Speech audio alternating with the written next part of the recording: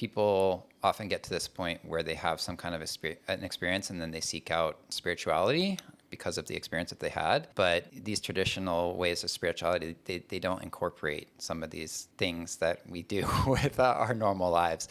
So, my experience is like going to martial arts and going to different like meditation practices. It's like you don't use drugs, right? Because they're counterintuitive to the process. It's like taboo. You're not supposed to be using any, which if you really think about it, I don't mean to cut you off, but that's a sticking point for me, which is this puritist approach, which is like, you're not supposed to use any helpers. It was like, you use helpers all the time. If you use gi in Brazilian Jiu-Jitsu, that's a tool you're using. It's an external tool for you. But for some reason, when it comes to the mind and augmenting your mind, we think that whatever tools we need, we already come with them.